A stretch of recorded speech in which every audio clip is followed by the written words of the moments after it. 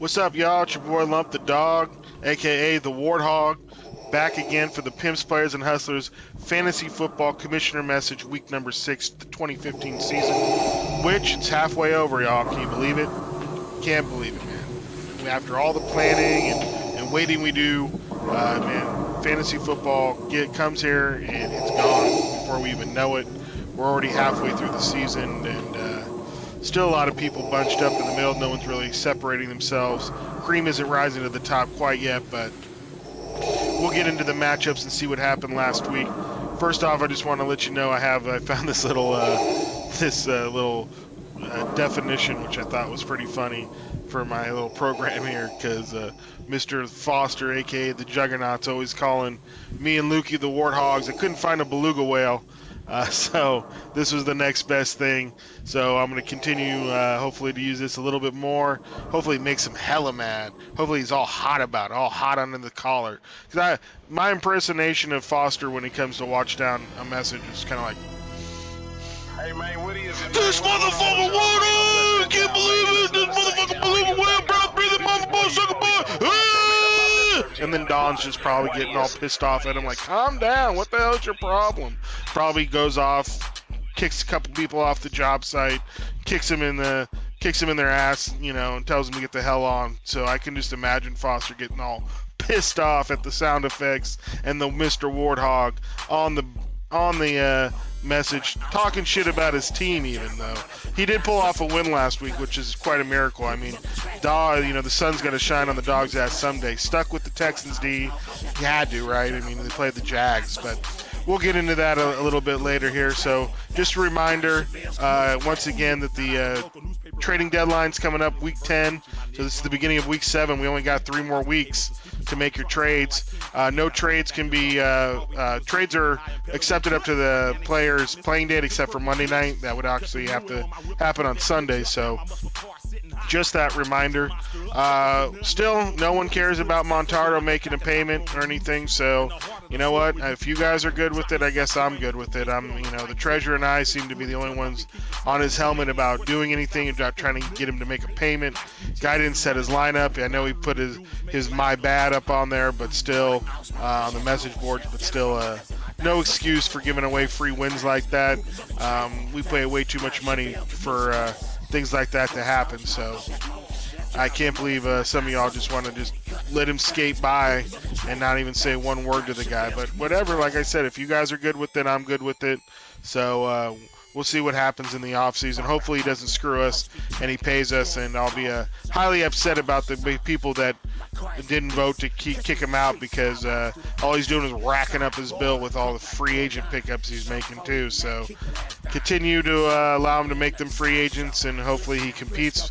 Maybe he wins a weekly, but doubt it, because you can't win one when you're locked out. He'll just roll.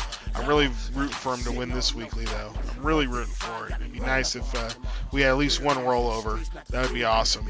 So anyway, with that being said, let's go ahead and get into last week's matchups. All right, so here we go with the first matchup. We had the unregistered sex offenders, who took the weekly prize, got that 175-123 win over the cock merchants.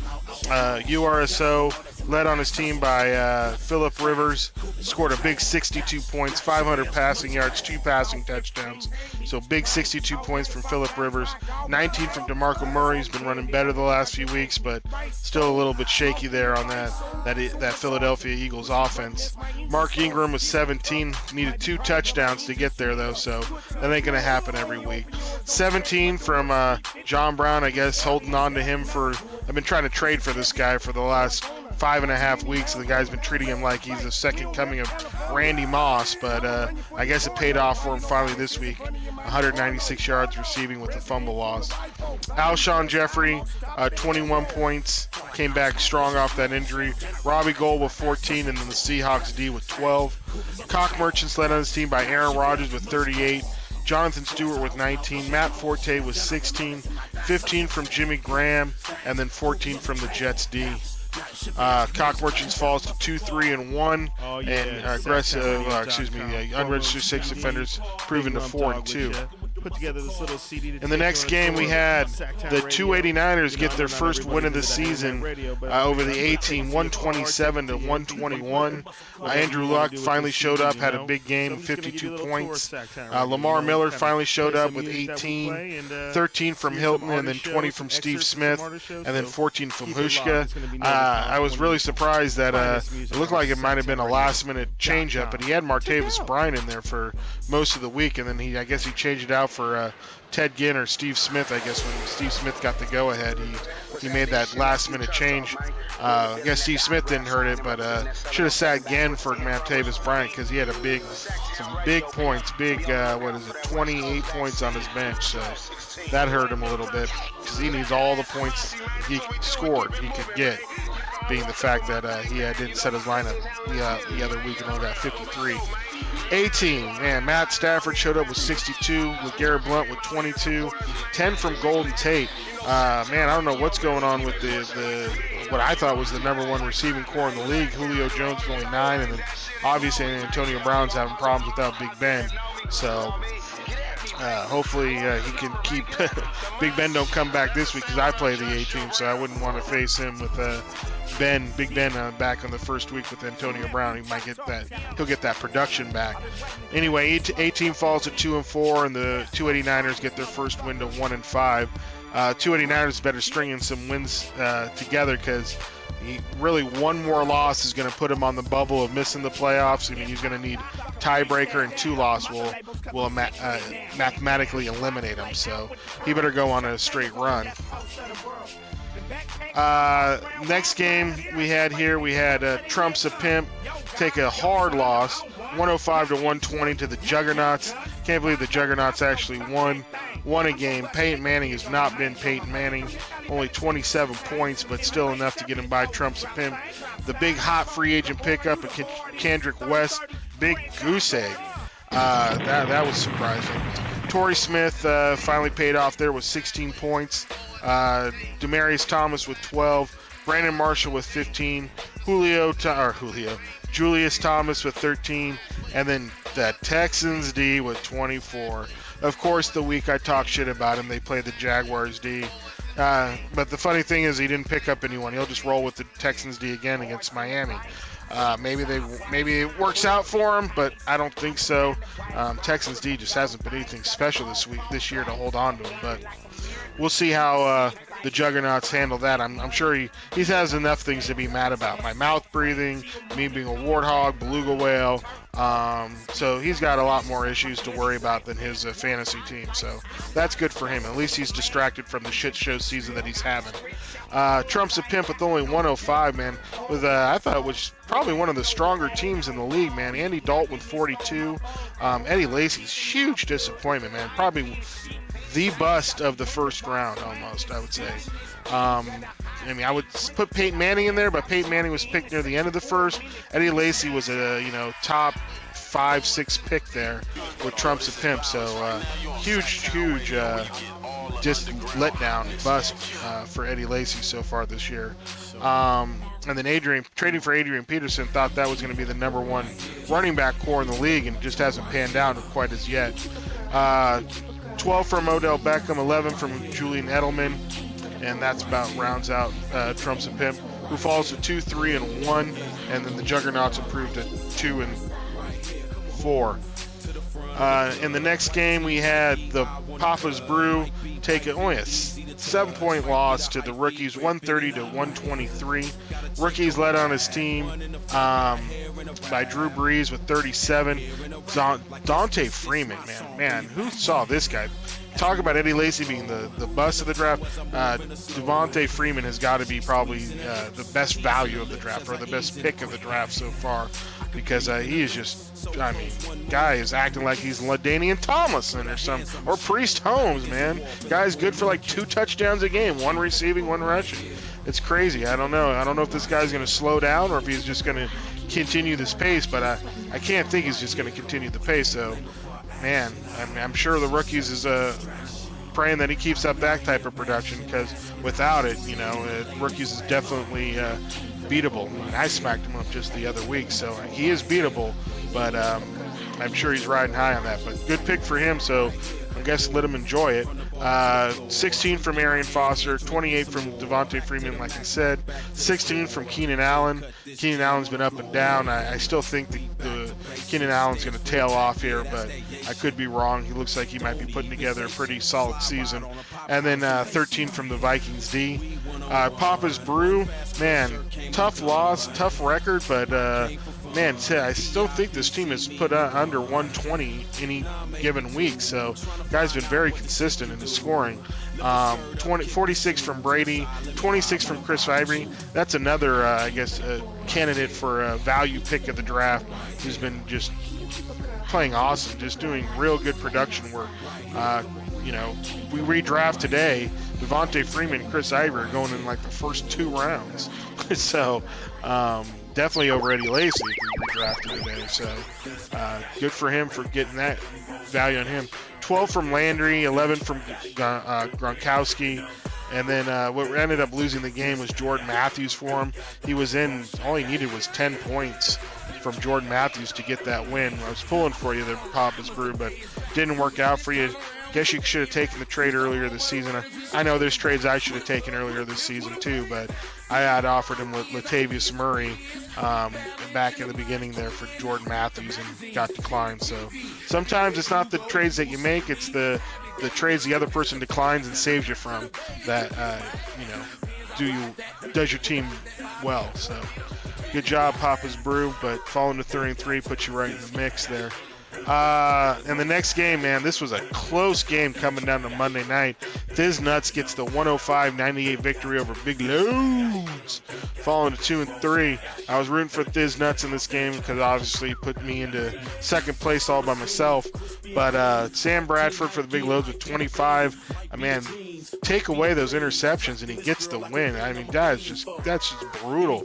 Big Loads has a knack for the dramatic on the ways to lose because the guy just doesn't know how to lose, but in close fashion. I guess he doesn't know how to get blown out. But man, I could feel the frustration through the computer screen from Big Loads on Monday night because that game was a shit show. LaShawn McCoy came back and looked pretty good with 15, 20 points from Greg Olson, and that's really about all for the Big Loads. Thiz Nuts led on his team by Matt Ryan with 39, 11 from Lynch, and 27 from DeAndre Hopkins. Man, DeAndre Hopkins is the top 3 receiver. I didn't see that coming this year. What's crazy to me, though, is how can someone like Julio Jones, Calvin Johnson, Demaryius Thomas, these big-name receivers, when they're not doing well in a game, you can always hear the announcers talk about, oh, well, the defense has done X, Y, and Z to take him out of the game. They're bracketing him. They got a bump and run underneath, a safety over the top, well, whatever it might be. But then DeAndre Hopkins, they know he's the only guy on that team. They're their only weapon, but yet the guy just continues to put up monster stats. I just don't understand that about some teams. They just allow these guys to go off while your big name guys are just toiling with 7, 8, 9 points because they've been taken out of the game. It's like, why don't y'all put out some people on DeAndre Hopkins and take his ass out the game, right? Big win for Thiz Nuts, evens his record at 3-3. Big Loads lost, evens his record at 3-3. So once again, like I said, we have a big log jam with a lot of people there. And then the last game, man, nothing made me happier than this one. This was almost my Super Bowl. Nothing makes me happier than to beat James the Hater, the Welcher of all Welchers. Welches out on his bets like nobody I've ever met before in my life. Guy will come up with every excuse, every nuance or inflection in his voice of what he actually meant or what he meant was or how he meant to say it. Well, that's not what was said. That was not what was bet. But the guy will just not pay out on his bet, so he got karma come up to him, bit him in the ass, 133 to 119. Mr. Sweet Spot. I take that huge win, get into second place all by myself in my division, which is good because I think I have a couple losses coming up in the next few weeks here, playing the A-Team and then Papa's Brew. I have some bye weeks I'm dealing with, but I just, sometimes it's better to be lucky than good, and I definitely have been lucky for sure. But Carson Palmer, another probably value pick of the draft there with 42 points. God, C.J. Anderson, I would put him up there in the biggest bust of the first round, but he was at the end of the first round, and I think there's other people picked further up that definitely could take that over him. I mean, I picked him with the 12th pick, but God, he sucks. I don't know what happened to him. He looked so good last year. 12 from Moncrief, 18 from Emmanuel Sanders, so hopefully that AC joint of his gets healed up here in the bye week because I definitely need him. Really my only receiver. 13 from McManus, and then the Broncos D. When you can get the number 1 D with your last pick in the draft, I mean, that is just super value there. I mean, when we got people picking defenses in the 5th round, I mean, you got to, pat yourself on the back for at least making one good pick. Because C.J. Anderson and Des Bryant have really not done anything for me this season. So I will take credit for the Broncos D because they've been a solid pretty much 20 points a week. Eli Manning, I made that trade for Emmanuel Sanders the other week, so that paid off with only 19 points. I was sweating this out on Monday night. The way it started off, and Eli just went down the field, scored that quick touchdown.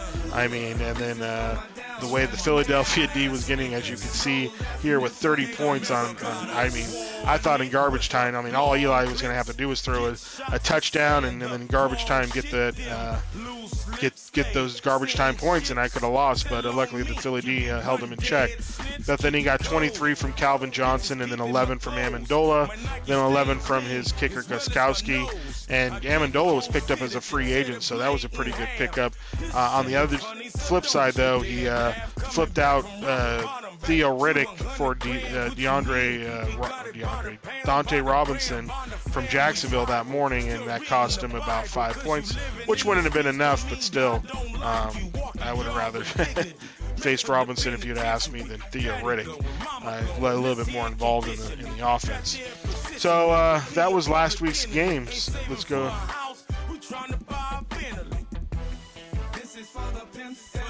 So let's go ahead and take a look at the power rankings. We haven't checked this out in the last few weeks, so the rookies have actually moved into the number 1 spot and have a pretty hefty lead of 6 points over the next team of Papa's Brew, which is number, obviously 2. Haters there coming in at number 3. Trump's a Pimp at number 4. Your boy, Mr. Sweet Spot, at number 5. Only got that 2-point lead over URSO coming in at number 6. That Cock Merchants, though, man, at number 7, with only a 20.5, really starts to tail off after the big loads there at number 8 after 20. And then we got a huge drop-off. This is obviously the bottom of the league here. We got Thiz Nuts with only 13, A-Team with 11.5, the Juggernauts at 6, and of course the 289ers at 3.5. So those 4, if we went on power rankings, would definitely be the ones missing the playoffs. We'll go ahead and take a look at the owner stats. And take a look and see who's been making moves, who's been playing it by the book, who's been playing it safe, or who has their own opinion. You can see me, I've made the most coaching risks, but have only paid off half the time, but it's earned me an extra negative 3 points. So my owner stats are not very well, but look at Trump's a Pimp. He's made 6 coaching risks that have gone against the grain. 3 of them have panned out for him, resulting in 36 extra points for him, so that's great. Thiz Nuts, again, he has a good owner stat there with 6 coaching risks, 4 of them paying off, resulting in 23 extra points. Juggernaut, man, 3 for 3. Look at that. That's something you can hang your hat on, even if you are 2 and 4. Yeah, 2 and 4. You got something to hang your hat on there, big Fossy Foss. 3 for 3 in coaching decisions, 3 risks, all of them paying off extra 19 points for him. And then Papa's Brew 1 for 1, extra 11. Big Loads only 2 for 5, only got 3 points, but one of them was a perfect lineup, so you got to give him props for that. Cock Merchants 2 for 3, but has only resulted in 2 extra points. Unregistered Sex Offenders 1 for 2, and then hasn't cost him or gained him any extra points, 0 0. A-team 0 for 1, and cost him -2. Again, Mr. Sweet Spot, -3, but wins earned, lost 1. So one of those decisions I made either earned me a win or lost the game for me. So not sure which one. Haters 1 for 2, ended up in -9, but got him a perfect lineup. I think mine would be a loss if it resulted in -3. So, but I'm not sure. Rookies 1 for 3. Man, resulted in -26 points. Ouch. And then the 289ers, who cares? He's pretty much done. 1 week didn't set his lineup, so I'm sure that's where a lot of his coaching risk came from when it cost him 60 points. So he'll be there for quite a long time there at the bottom, so get used to it. So there we go. Those are the power rankings and the owner stats for the last few weeks. All right, y'all. Well, there was week 6 in the Pimps, Players, and Hustlers Fantasy Football League. It's your Commish, your Warthog Commish, Lump the Dog. Wishing everyone a good luck in week 7. Yeah, so again, trading deadline's coming up. Not much going on in the league. I wish some of y'all would be a little bit more active on the boards. Our reigning champ, last year's rookies, seems to be perfect owner. I mean, pays his fees, is active on the free agents, Senza is trying to trade guys, but a little quiet on the boards. That's all we can really ask from the champ. Tommy hasn't come out with his yearly incoherent posts on the board yet, so still waiting on that. And James has been pretty light on the boards too, but I know he'll mix it up if he's called out, which I just did because he's a huge welcher. Anyway, so there you go. Good luck to everyone in week 7, and I'll be back next week with some more mouth breathing. Peace.